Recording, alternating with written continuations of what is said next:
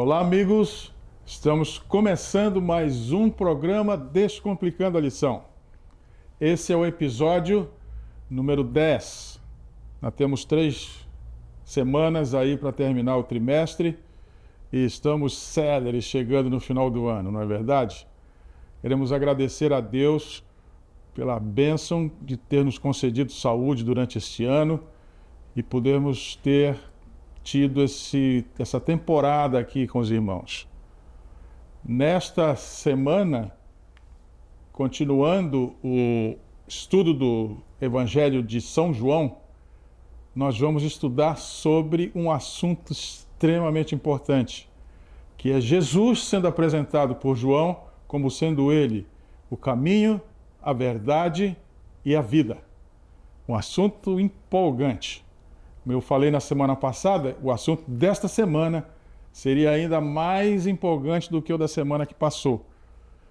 E vamos entrar no assunto da lição, propriamente dita, olhando o slide que está aqui com os ícones todos até a 10ª lição.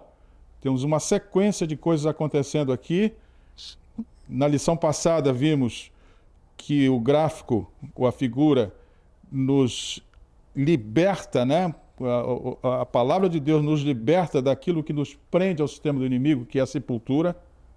Lembrem que a sepultura é o local onde não há nenhuma interação. Na lição passada nós vimos que a interação, ou a amizade, né? Ou o serviço, é o que mais importa para o reino de Deus. E agora nós vamos estudar como Jesus, que é o caminho, a verdade e a vida, vejam esses pronomes aqui qualificando, não é qualquer caminho, ele é o caminho, ele é a verdade e é a vida. Então, esse caminho será percorrido por todo aquele que ouve a palavra de Deus. Então veja aqui, a palavra de Deus aberta e a pessoa, por causa dela, abriu a porta e está enxergando a luz. Então, nessa semana, é um assunto muito importante. E eu gostaria de chamar a sua atenção. Antes de nós prosseguirmos, vendo inclusive o verso para memorizar, não esqueça de dar o seu like, porque é muito importante, é o seu trabalho missionário. Faça isso, que nós já dissemos aqui, o like não é só uma questão que interessa para a equipe que faz o programa. É um trabalho missionário que precisa ser feito por cada membro que assiste, para que muitas pessoas, ainda que não estejam diretamente interessados no estudo da Bíblia, possam encontrar na sua tela inicial esse programa e talvez acessem isso, tendo a oportunidade de ver coisas que talvez nunca tivessem visto. Então, não esqueça de fazer isso. Então, olhando aqui novamente, o verso para memorizar: ninguém jamais viu Deus. O Deus unigênito que está junto ao Pai é quem o revelou. Isso é o verso de João 1,18. Professores, estamos iniciando um assunto importante. E como já sabem, o ponto de partida é a premissa. Ou seja, a ideia inicial é o meu ponto de inflexão para poder entender o que vamos estudar. Esse é um trecho da revista Review and Herald de 7 de janeiro de 1890. Vejam que um texto que foi escrito para o século XIX é exatamente atual, em pleno século XXI. Olhem só. Mediante os homens santos da antiguidade, Cristo trabalhou pela salvação da humanidade caída. E quando ele veio ao mundo, foi com a mesma mensagem de redenção do pecado e restauração ao favor de Deus. A glória do Pai revela-se no Filho. Cristo manifestou o caráter do Pai. Era tão perfeitamente ligado com Deus, tão completamente abrangido em sua circundante luz, que aqueles que haviam visto o Filho haviam visto o Pai. Sua voz era como a voz de Deus. Ou seja, o que nós vamos ver agora, entrando no assunto de per si, é a voz de Deus sendo ouvida pelos homens através do Filho. Então vamos ver como é que nós nos organizamos do ponto de vista lógico para entender Jesus Cristo, que é o Deus encarnado e que veio com a missão de revelar o Deus Pai. Então a lógica do estudo é o Filho de Deus encarnado. Esse assunto da encarnação do Filho de Deus não é um assunto trivial. É um assunto que precisa ser entendido e estudado. Eu diria, caros professores e alunos da Escola Sabatina, que a encarnação do Filho de Deus foi o maior presente que a humanidade pôde receber. Se há um trabalho do céu magnífico, aonde toda energia celeste, no sentido de desvelar coisas que estavam ocultas, aconteceu, esse trabalho está na encarnação de Jesus. Nós precisamos estudar um pouquinho esse assunto, porque ao ganhar um corpo, Jesus ganha uma dimensão tão forte para demonstrar o que é Deus, que de outra forma não seria possível. Ou seja, nós vamos ver durante o explanar da lição que nós tivemos a oportunidade de tocar em Jesus, ouvi-lo pessoalmente, senti-lo. Há um discípulo que é chamado discípulo amado, que recostava a cabeça no peito de Jesus. Imagine o privilégio que é de qualquer ser criado recostar sua cabeça no próprio Deus.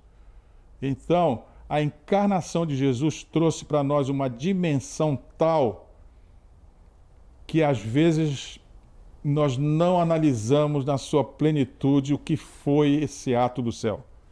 Esse assunto, os autores da lição estão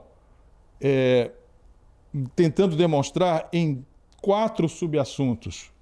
O exemplo a ser imitado, ou seja, uma vez que ele está encarnado como homem, ele nos dá um exemplo que pode perfeitamente ser seguido, fisicamente seguido. Ele como homem morre, ressuscita, vai ao céu e promete que vai voltar. Isso tudo por causa da encarnação. Então, como nós temos um exemplo e essa promessa da volta de Jesus, nós precisamos encontrar o caminho que nos leva à grande esperança de encontrar Jesus outra vez. Esse caminho é o próprio Jesus. Ele é o caminho, não é um caminho, ele é o caminho. Vejam bem aqui como é que está o pronome.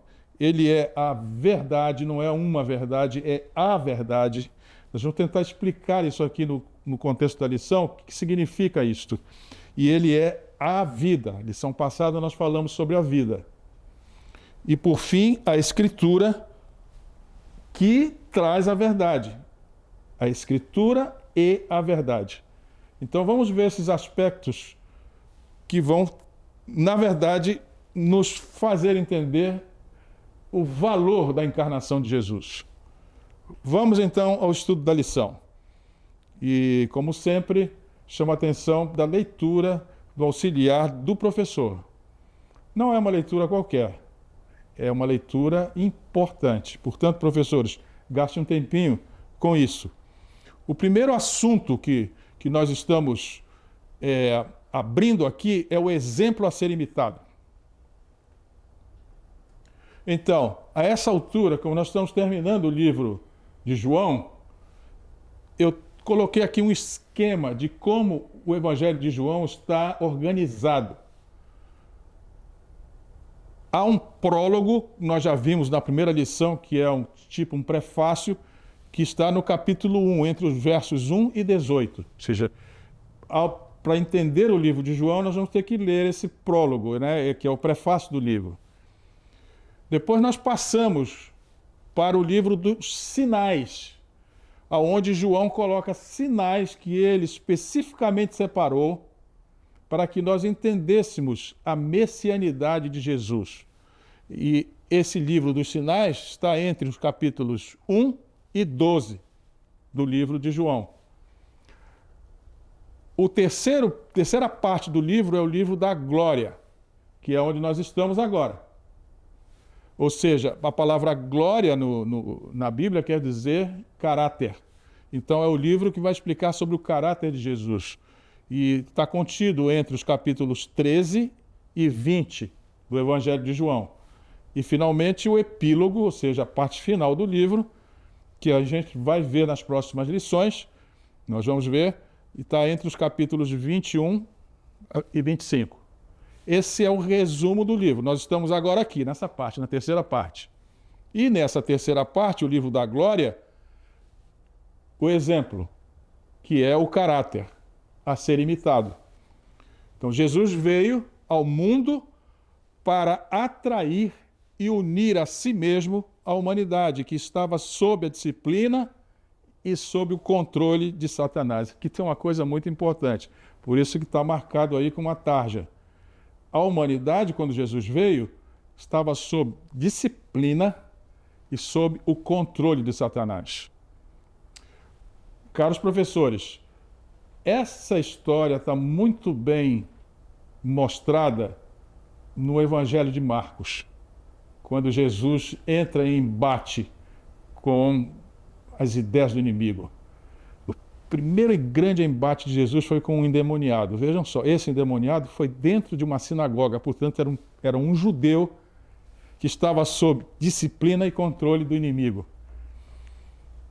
Eu tenho a impressão que mesmo que Jesus tenha tomado o controle da terra, porque ao ressuscitar ele disse: a mim me foi dado todo o poder no céu e na terra, mesmo com esse poder, o inimigo ainda exerce controle e exerce disciplina nas pessoas atuais.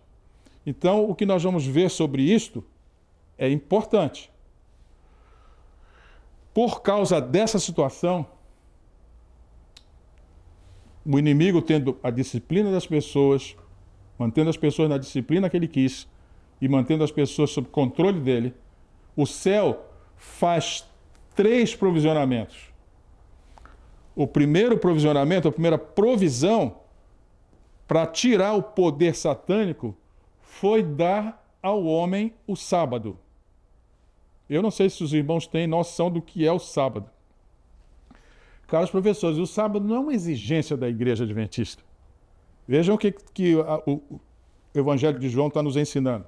É uma provisão de Deus para que nós saiamos do poder satânico.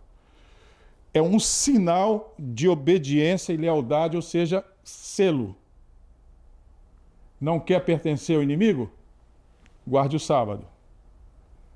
O segundo provisionamento foi a Bíblia. Então, antes de Cristo era o Velho Testamento. Após Cristo, Velho e Novo Testamento. Com esse provisionamento, Deus nos dá toda a informação, todo o ensinamento que é capaz de mudar a nossa capacidade de entender sob que controle nós devemos estar. Então, temos o sábado, que é um selo, e a Bíblia, que nos dá toda a informação para que nós não caiamos, ou melhor, para que nós escolhamos sob que controle nós queremos estar. Mas o mais importante provisionamento foi a encarnação de Jesus. Eu sei que a encarnação de Jesus é muito importante, mas eu estou limitado para dizer como isso é importante. Porque há coisas que estão por trás da encarnação de Jesus que ficaram claras para o universo que não pecou, para os anjos e para nós nem tanto, por causa da nossa cegueira, por causa do controle e da disciplina imposta por Satanás. Mas mesmo assim, nós temos a Bíblia, temos os escritos todos que estão à disposição da igreja, que são luz para que nós tenhamos uma ideia clara de como ver a encarnação de Jesus.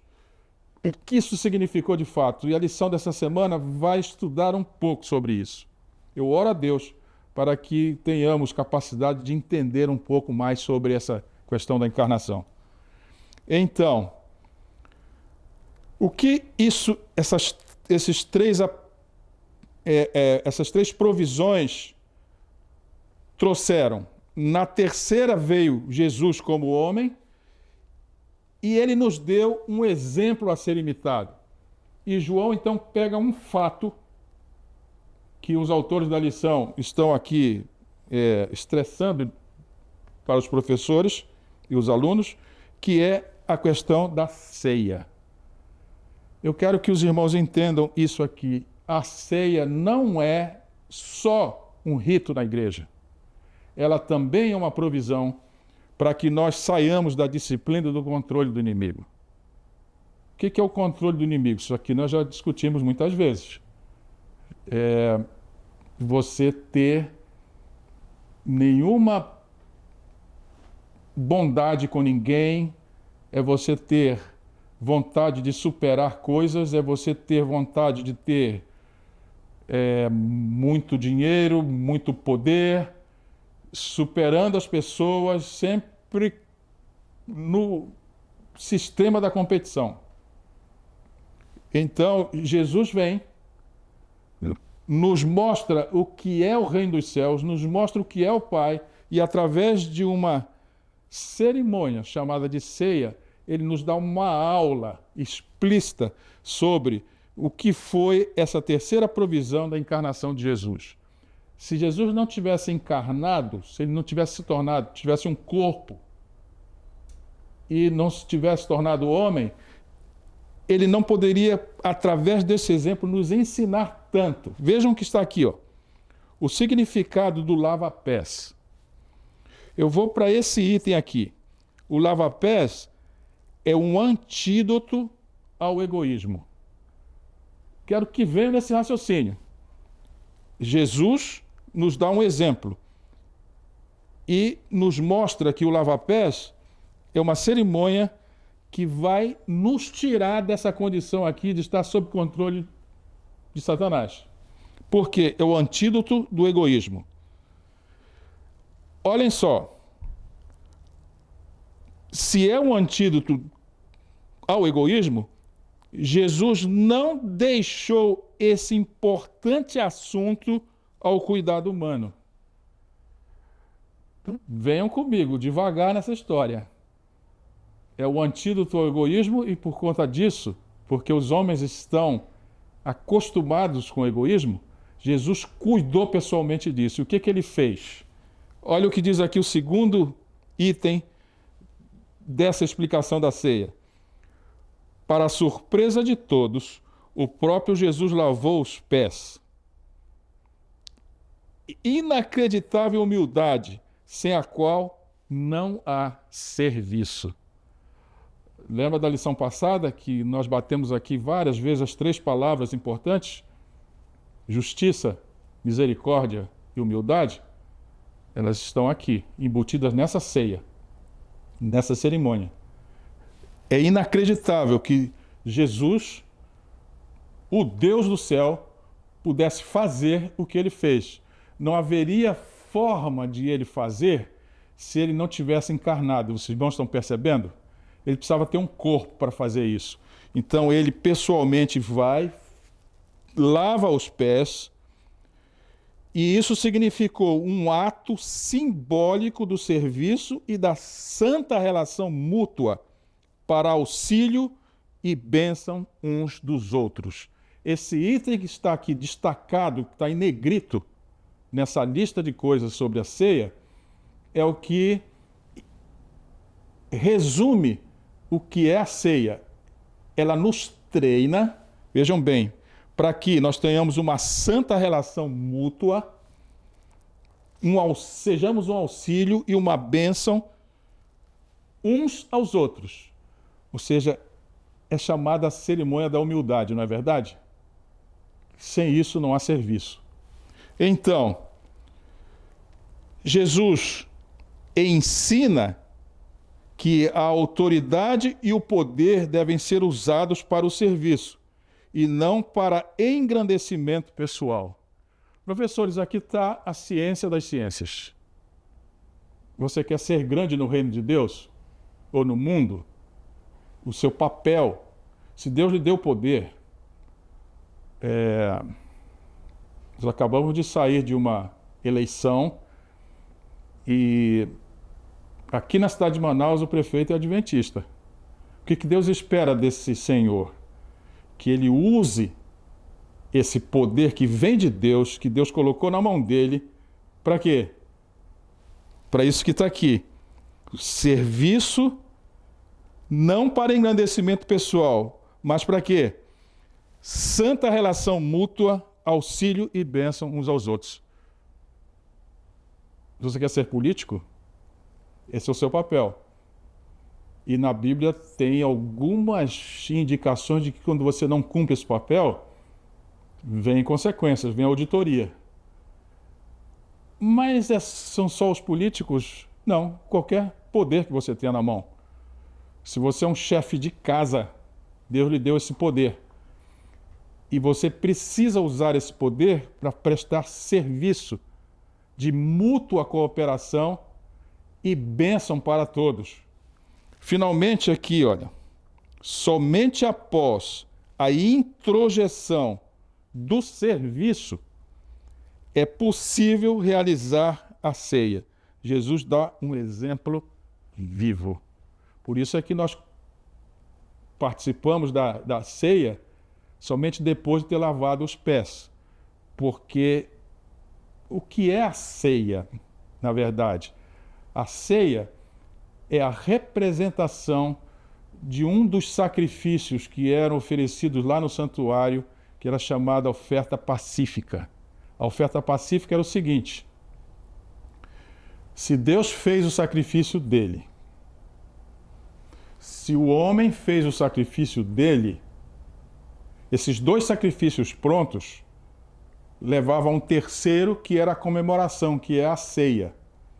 E vejam bem, a ceia comemora o quê? O sacrifício de Jesus, não é verdade?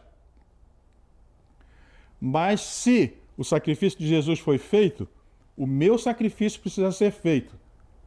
Se eu não pratico na minha vida diária qualquer sacrifício em benefício do meu próximo, a ceia me dá essa oportunidade. Eu vou lá e faço o serviço. Eu lavo os pés de alguém que é meu desafeto, por exemplo. E somente depois de ter feito esse serviço, eu estou apto a fazer o sacrifício que é chamado de ofertas pacíficas. E o nome está dizendo, são ofertas de paz. A ceia é a celebração da paz entre Deus e os homens, porque o sacrifício de Deus foi feito e o sacrifício humano foi feito. Isso é uma ciência muito alta. É realmente encantador entender isso. E Jesus fez uma demonstração viva do que é o reino de Deus, como que se deve atuar dentro desse reino, é o exemplo a ser imitado. Mas Jesus subiu, ele foi ao céu e prometeu que voltará. Em João 14, 1 a 3, um verso que todos os adventistas conhecem, não é? Ele diz que na casa do Pai há muitas moradas. Isso na língua portuguesa, pelo menos na minha ideia, se fala em muitas moradas, eu penso em muitas casas. Mas no original, a ideia é um pouquinho diferente. No grego, está grafada a palavra quartos. Não é o espaço físico, mas a companhia de Jesus. Ou seja, na casa do Pai tem muitos quartos. Se fala moradas, eu vou pensar em casas. Mas muitos quartos quer dizer o quê? Muitas moradas reflete a abundância e a inclusividade do reino de Deus, a universalidade da salvação. Muitas moradas quer dizer espaço suficiente para todos. É muito diferente o original, não é? Não são casas separadas, mas é uma casa com muitos quartos, ou seja, nós vamos estar próximos de Deus. Essa ideia é muito importante. E porque Jesus foi ao céu e prometeu voltar, nós temos que ter isso em mente sempre. E temos que pensar que a nossa passagem por aqui é uma passagem temporária. Essa noção estava numa das festas que até hoje ainda é tocada, comemorada no ambiente judaico, que é a Festa das Cabanas, ou Sukkot. Uma vez por ano, os judeus atuais festejam isso aqui. O que é o Sukkot? O Sukkot celebrava a morada temporária no deserto até chegar à morada permanente na Terra Prometida. Ou seja, atualmente os judeus saem das suas casas, e também faziam isto na época de Jesus, saem das suas casas, armam tendas no deserto e ficam uma semana morando nas tendas, como sendo um reflexo da grande esperança que eles têm da Terra Prometida, que não é o Estado de Israel atual, é a Terra Celestial, a Terra renovada. E eles então fazem essa celebração de Sukkot, pensando nisso. Mas isso tem um rebatimento para nós, os cristãos. Aliás, a senhora White, no livro Atos dos Apóstolos, ela diz que a festa do Sukkot deveria ser uma das festas que os adventistas deveriam prestar atenção. Por quê? Moradas celestiais apontam para o fim de nossa peregrinação, um estado de descanso, não mais em tendas. Vou aqui chamar sua atenção para o que nós estamos raciocinando aqui. Por enquanto, nós estamos como que em tendas. Nossa passagem aqui é temporária, ou não é? Se você considerar você como um corpo onde você mora, nele, você pode pensar numa tenda também. Mas se você pensar que você tem uma casa numa cidade, que você mora nela, mas um dia você a deixará, é uma morada que não é definitiva. Então, o que a festa do Sukkot remete, né? O que ela te faz pensar? A vida terrena, temporária e mortal, está em contraste com a vida eterna na presença de Deus. E isto é o que os judeus comemoram e que para nós tem um reflexo importante, porque nós estamos também temporariamente aqui. Embora os judeus tenham entrado na Terra Prometida, ainda nessa realidade mundana, terrenal, se espera a pátria celestial. E o Sukkot lembra isso, né? A palavra Sukkot é o plural de Sukkah, que é tenda. E são as festas das tendas. Nós todos precisamos ter em mente de que nós não estamos definitivamente nesse mundo. Nossa passagem aqui é temporária, porque nós queremos ir para a pátria celestial. E com isto, Jesus promete voltar, e essa promessa, no original, está num tempo presente contínuo, que remete ao futuro. Nós não temos isso no português, isso é no grego. É uma realidade futura, porém, acontecendo no presente. Eu não sei se os irmãos prestaram atenção que todos os sábados, ao irmos para a igreja e nos reunirmos com os irmãos, nós saímos de casa, não é? Vamos para a casa do Pai, não é isso?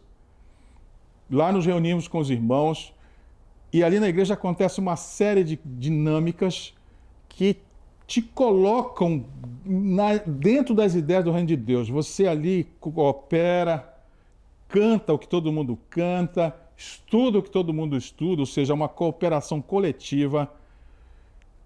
Passa a sacola de ofertas e nós contribuímos, seja para a igreja local, seja para algum projeto regional ou nacional.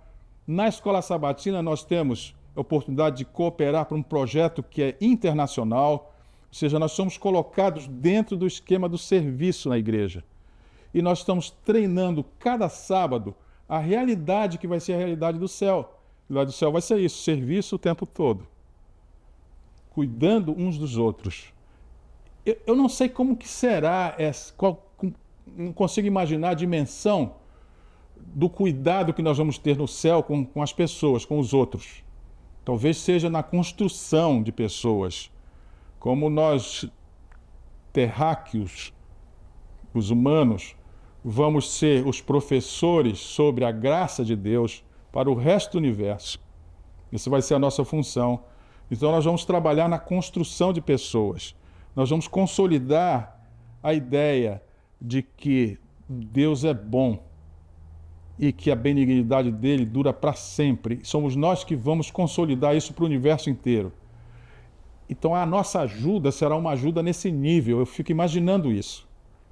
Mas nós vamos ter serviços lá. Então, com esse raciocínio, a vinda de Jesus vai estar ocorrendo agora, porque o nosso raciocínio será sempre trabalhando, mas com um olhar no futuro. A expectativa e a certeza da sua vinda impactam a vida atual, a vida de agora. Porque se você quer ir para a realidade do céu, não pensem que é automático. Eu saio daqui egoísta, chego no céu bonzinho para entrar na realidade do céu que não tem nada a ver com egoísmo. Não. O seu caráter terá que ser formado aqui. Por isso a luta. Então nós vamos no céu, chegar lá, já com essa vontade formada, a vontade do serviço formada, e vamos entrar na realidade do céu sem muito problema. Então, nesta vida, ela já é um ensaio na vida atual para a vida futura. Então, a promessa é um entrelaçamento do reino da glória, quer dizer, a promessa de quê? Da volta de Jesus, ela é um entrelaçamento entre o reino da glória, que ainda não está entre nós, porque o que é o reino da glória? Todos os fiéis viverão em perfeita comunhão com Deus. Nós não temos isso ainda, não é verdade? E não viverão só em perfeita comunhão com Deus, em perfeita comunhão uns com os outros também. Nós não temos essa realidade ainda. Então esse reino da glória ainda não chegou. Mas estamos agora vivendo o entrelaçamento entre esse reino futuro com o reino da graça. Esse sim está entre nós. Nós estamos experimentando esse agora. E o que é o reino da graça? Obra redentora de Cristo e a presença do Espírito Santo nas vidas dos fiéis. Esse reino está ocorrendo agora. Então, nós vivemos por antecipação o céu. Ou seja, o céu vai ser exatamente isso que está aqui. Muito bem. Deu para entender por que Jesus prometeu voltar, né? Porque nós estamos como que na festa do Sukkot. Mas essa promessa requer que nós entendamos qual é o caminho que nós precisamos tomar. E nesse caso, Jesus, que é o exemplo, ele é o caminho, ele é a verdade que nós precisamos entender e é a vida que nós precisamos ter. Olha aqui, João 14, 5 e 6, Deus Pai é a verdade necessária. Ele diz, eu sou. Aqui eu vou agora entrar numa explicação para que nós possamos ter na mente o que significa essas três coisas, o que significam essas três coisas aqui. E vai ser importante eu entrar em conceitos um pouquinho diferentes para que nós entendamos por que ele é o caminho, ele é a verdade e é a vida. Então, em teologia, há o conceito da aceidade de Deus. Aceidade. É uma palavra que não é definitivamente do nosso uso comum. O que quer dizer isso, a aceidade de Deus? Sua natureza de existir por si mesmo. Essa palavra vem do latim, que une a se, que significa por si. Deus não depende de nada, nem de ninguém para existir. Isso é muito importante. Nessa condição, Isaías 44 diz que ele é o primeiro e o último. Além dele não existe nada.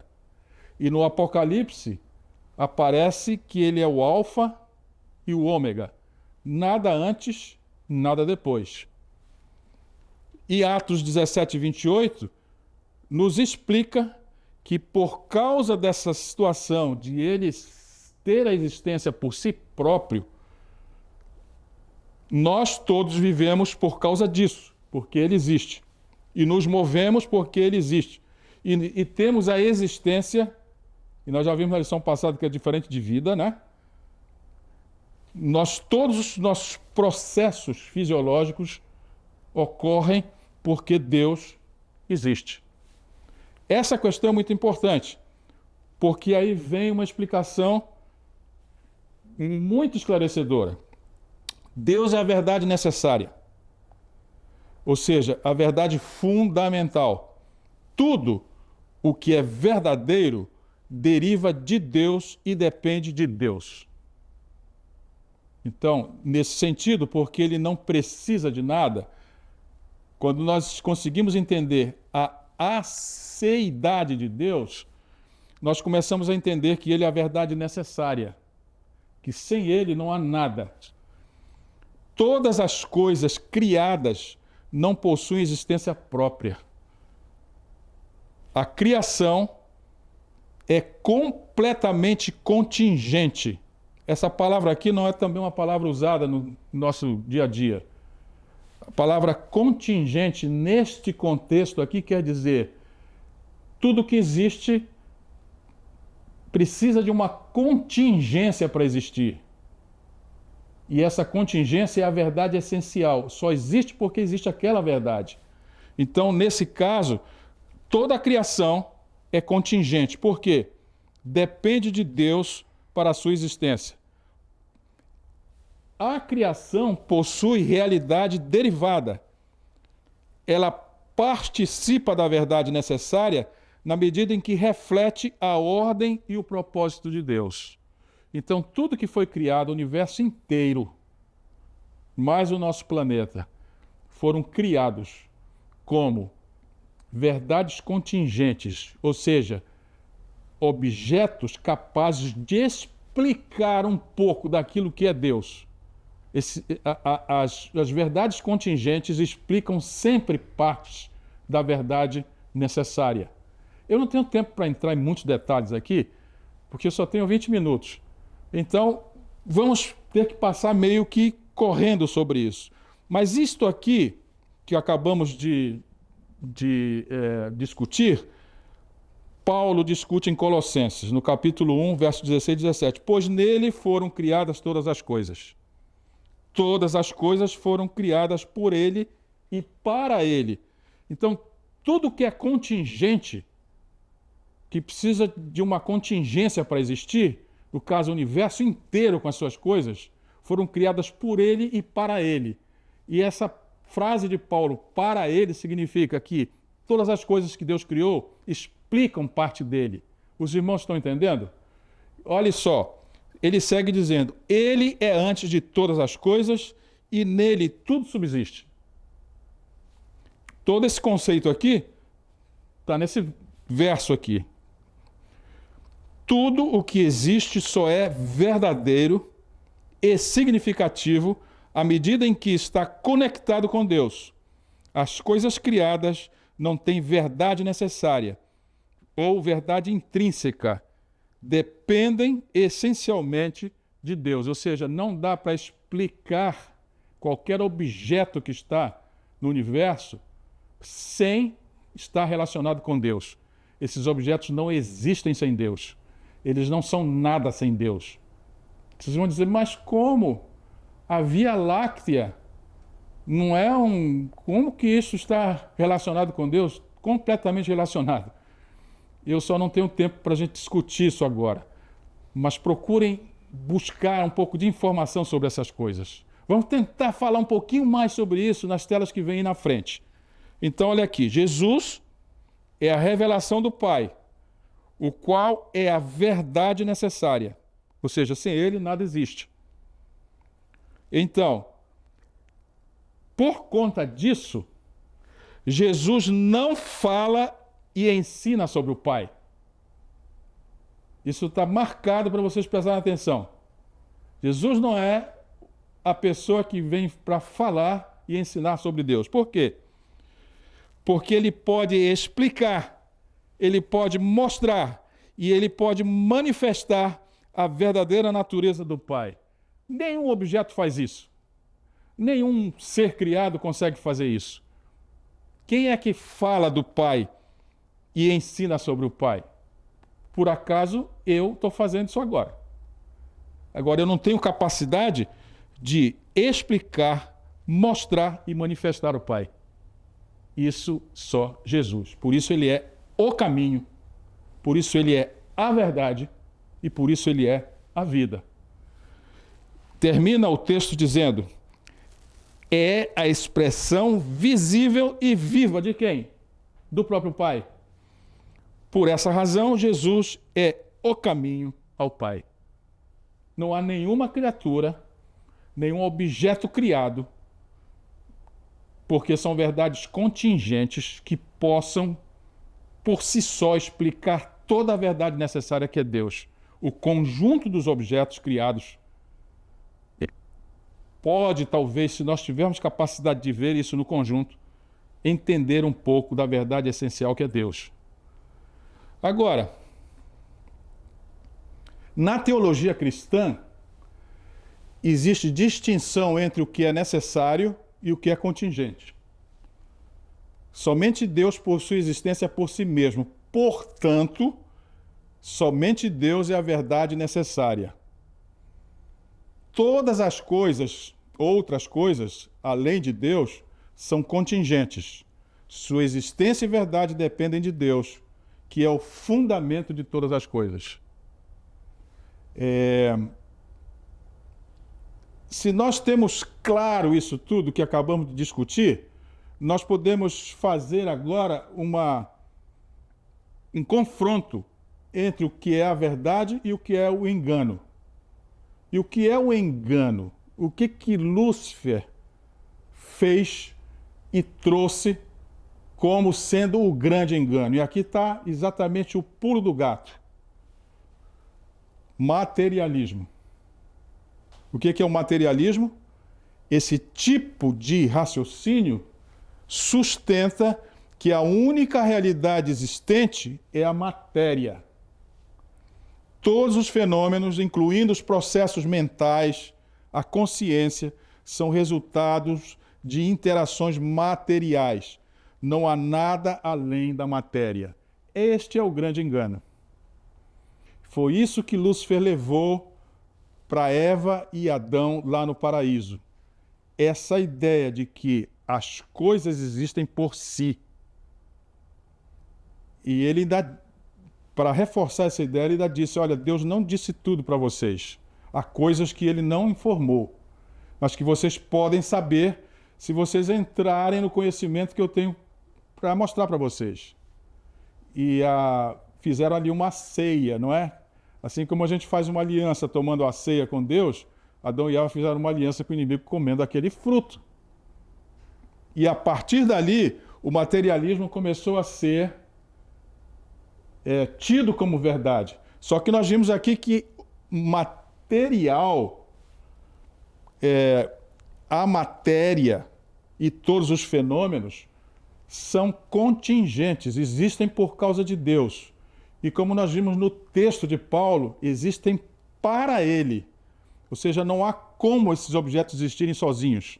porque são verdades contingentes, ou seja, não há como explicá-las se você não relacioná-las com Deus. E essa é a questão que está aqui. A verdade oriunda dos objetos físicos é relativa e temporária, porque é contingente, apenas uma sombra da verdade necessária que é Deus. Então, eu vou aproveitar que nós estamos com essa ideia aqui muito fresca para dizer o seguinte: monumentos não servem como base de verdade para ninguém. Lembrem de Jesus, ao olhar para o Templo de Jerusalém, que era uma das maravilhas do mundo na época, diz: vai cair tudo, não tem o menor significado. Nós vamos ver aqui mais adiante que, num texto que vamos ler, que o sol refletindo naquele edifício de mármore branco, e mais o ouro todo que havia ali, tornava aquele edifício resplandecente. E Jesus diz: isso aí não é a verdade, eu sou a luz, não isso aí. É porque a ideia que está por trás é toda essa ideia que nós estamos tentando discutir agora com os irmãos. Então, a verdade contingente dos objetos depende do propósito e da existência dada pelo Criador. Então, eu e você, que somos verdades contingentes, a nossa existência não é uma existência por nós. Nós só temos função nesse mundo se nós tivermos uma ligação com Deus. Os irmãos estão entendendo? É por isso que tem uma igreja que traz as pessoas para terem essa ligação com Deus, porque senão a sua vida é uma mentira. E nós precisamos entender isso com profundidade. Os objetos são reais. Eu e você somos reais, mas sua realidade é secundária, subordinada à realidade ou verdade necessária que é Deus. O que fez o inimigo? Criou o materialismo e, junto com ele, um negócio chamado evolucionismo. O que é o evolucionismo? As coisas existem porque existem. Não é? E vão se aperfeiçoando, sozinhas. E nós estamos vendo que isso é um grande engano, porque só há uma verdade, que é Deus. E isso não é uma questão, irmãos, de teologia adventista.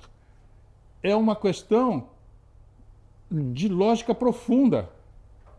Vejam bem, quero aproveitar aqui para lhes mostrar uma coisa. Eu falei do Templo de Jerusalém, mas nós adventistas começamos a construir grandes templos. Aqui na minha cidade tem grandes igrejas, edifícios bonitos, e as pessoas dizem: estamos construindo isso para louvor de Deus. Só que o louvor a Deus não é a crença nos objetos, é a crença em Deus. Se um edifício desse não tem Deus lá dentro, ele sozinho não significa nada, é uma grande mentira. Então, o nosso problema não é um edifício rico, porque com isso nós estamos representando Deus. Não. Vejam bem, Deus nunca foi visto por ninguém. Isso é o verso para memorizar.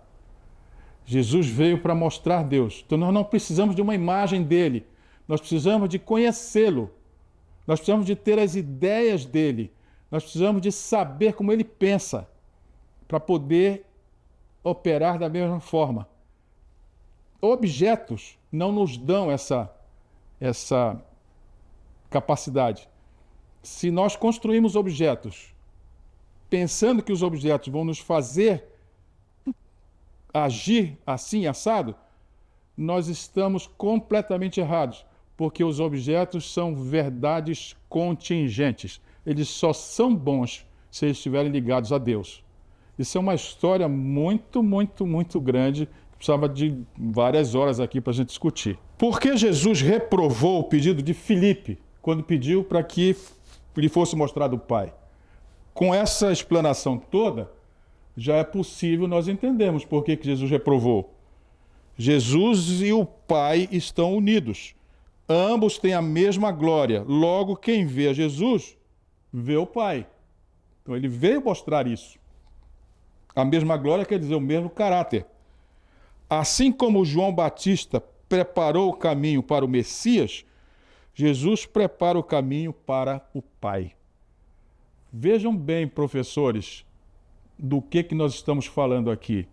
A materialidade das coisas é importante, mas ela não significa nada se nós não estamos ligados à verdade essencial que é Deus.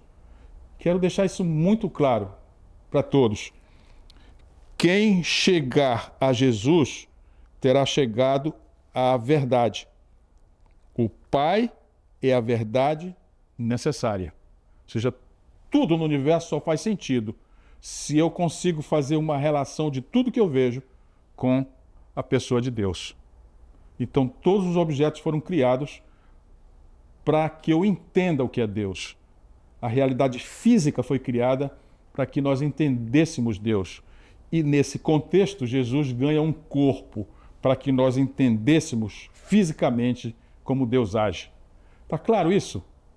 Então vamos às Escrituras, que também tem um papel de materialidade, não é verdade? Mas tem muito mais coisas espirituais do que materiais, não é? As Escrituras são a Bíblia. Antigamente era um rolo de papiro, agora é um livro, não é? E qual é o papel disto tudo? As Escrituras sagradas, elas só fazem sentido se nós tivermos a ideia de que Deus é o que está por trás disso tudo. Então, olha só, elas são a expressão do pensamento divino. Se não tiver isto, esse relacionamento com Deus, as Escrituras sagradas são mais um livro só. Elas são revelações de Deus, transmitindo sua vontade, sabedoria e diretrizes para a humanidade. Só nesse ambiente é que a Bíblia se torna alguma coisa, uma verdade contingente, mas que está relacionada diretamente a Deus. São documentos sobre a verdade necessária que é Deus. Nelas, vemos verdades contingentes do mundo criado. As Escrituras sagradas desdobram a verdade. E qual é a verdade? O amor de Deus nas várias eras da história humana. Eu tenho a impressão que para o resto do universo deve ter outros compêndios explicando Deus. A Bíblia foi escrita para nós, porque ela vai falar do amor de Deus, ou seja, a verdade necessária nas várias eras da experiência humana. A Bíblia não é um livro científico, porque não trata da verdade contingente. A ciência trata da verdade contingente. A ciência se preocupa com os objetos. Quem está lhes falando aqui é alguém acostumado com isso. Eu sou um cientista com mais de uma centena de trabalhos publicados. O que eu faço? Eu vejo a realidade física e tento sacar verdades dessa realidade física, que são as leis. Mas essas realidades são todas contingentes, os irmãos entendem? Porque se eu não as coloco frente a frente a Deus, ou não as relaciono com Deus, a verdade que eu estou vendo, que é contingente, vou usar aqui um pleonasmo, não é a verdade, né? É uma verdade que não é a verdade, porque ela é contingente. João 5:38 a 40, nós lemos: e a sua palavra não permanece em vós, porque naquele que ele enviou não credes vós. Examinais as Escrituras, porque vós cuidais ter nelas a vida eterna. E são elas que de mim testificam, e não quereis vir a mim para terdes vida. Ou seja, vejam bem, o que está escrito aqui é o seguinte: os sábios doutos da liderança judaica estudavam verdades contingentes. Esqueceram da verdade essencial que era Deus. E esse foi um problema, porque Jesus lutou contra isso. Agora, a Bíblia trata da existência de Deus, do papel de Deus frente ao universo, da nossa origem e do significado da vida e do futuro de tudo que existe. Então, a Bíblia tem um papel importante, que é nos revelar a função de todas as verdades contingentes que nós conhecemos, vis-à-vis a verdade essencial, que é o próprio Deus. Uma matéria que parece difícil, mas não é. Ela é simples. Como assim? Só tem duas coisas que eu preciso saber. Deus é a verdade essencial, o resto tudo é verdade contingente. Simples. Com isso tudo na mente, nós podemos agora relacionar os assuntos que estudamos nas nossas lições diárias. Os temas diários, no domingo eu lhes dei o exemplo, então o exemplo a ser imitado. Na segunda, certamente voltarei, que a promessa vai nos tirar dessa situação em que o inimigo tem domínio sobre nós. Na terça-feira eu sou o caminho, a verdade e a vida, relacionado ao terceiro tema. E na quarta e na quinta sou a verdade e as escrituras e a verdade. Quarto tema que nós acabamos de discutir aqui. Bom, então vamos ao resumo, né, daquilo que nós aprendemos essa semana. Esse é o texto aqui que eu chamei a atenção ainda há pouco. Era de manhã. O sol acabava de se erguer sobre o Monte das Oliveiras. Seus raios brilhavam com ofuscante claridade nos edifícios de mármore, fazendo reluzir o ouro das paredes do templo. Eu vou parar aqui antes de ler o que está tarjado, porque judeus achavam que Jerusalém nunca seria destruída por causa do templo. E Jesus, ao se referir à destruição de Jerusalém e do templo, disse que não ia ficar pedra sobre pedra. Aquilo foi um choque para os judeus. Como que Deus vai deixar destruir aquilo que é o nosso pilar de segurança, que é o templo? Só que o templo é uma verdade contingente, que só tem alguma necessidade, ou ela só é importante se ela estiver relacionada a Deus. E nesse sentido, o que está grafado aqui é exatamente o que Jesus disse. Olha só.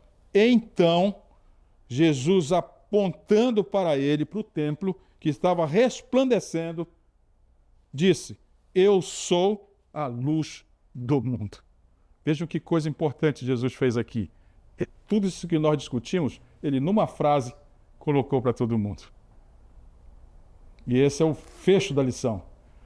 Tudo que você tem, os objetos todos à sua volta, seu automóvel, sua casa, sua mobília, tudo que você tem lá só faz sentido se essa verdade contingente estiver ligada a Deus.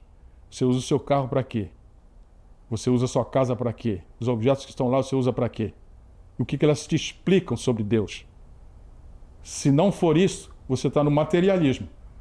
E o materialismo é falso, porque é baseado em verdades que não são essenciais. Muito bem. A lição numa frase. O Deus unigênito que está junto ao Pai é quem o revelou. Ou seja, Jesus veio revelar essa discussão toda que nós tivemos aqui, o que é a verdade.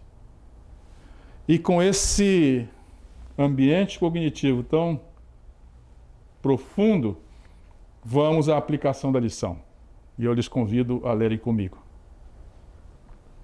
Como a realidade de Jesus, nosso Salvador, que é o reflexo perfeito do Pai, impacta a sua vida diária. Imagine que você fosse Filipe e ouvisse Jesus lhe dizer que vê-lo era como ver o Pai. O que significa ver o Pai e seu Filho? Depois de termos estudado durante uma semana sobre a pessoa de Jesus como exemplo, agindo de tal maneira que nós temos nele a verdade expressa fisicamente, ver Jesus é muitíssimo importante. É fato que os parâmetros do mundo, a atração do mundo, cega os nossos olhos. E como o exemplo de Jesus é muito contundente com a realidade do mundo, muito provavelmente os nossos olhos são fechados para ver a realidade essencial que é Jesus. Eu quero lhes convidar para fazermos uma oração para que o Santo Espírito nos capacite abrindo os nossos olhos. Vamos orar. Senhor, nosso Deus e nosso Pai, agradecemos porque nessa semana a Tua palavra foi exposta de uma forma tal que podemos entender o que é ver o Pai através do grande esforço do céu, que é a encarnação de Jesus Cristo. Obrigado por esse sacrifício, Senhor. Sem ele não seria possível enxergar o Pai. Suplicamos que o Santo Espírito trabalhe conosco, abrindo nossos olhos, para que possamos focar nesse exemplo que é Cristo. Pedimos isso em nome dele. Amém. Caros professores, estamos terminando a lição número 10. Estamos quase no fim do trimestre. Faltando apenas 3 lições para nós encerrarmos o ano de 2024. Que coisa impressionante, esse ano passou muito rápido. Mas enquanto não termina o ano, lhes convido para as 3 próximas lições que virão. Na próxima semana, 11ª, um assunto empolgante. Não perca, professor, porque a sua missão é descomplicar a lição. Nos vemos no próximo episódio. Até lá!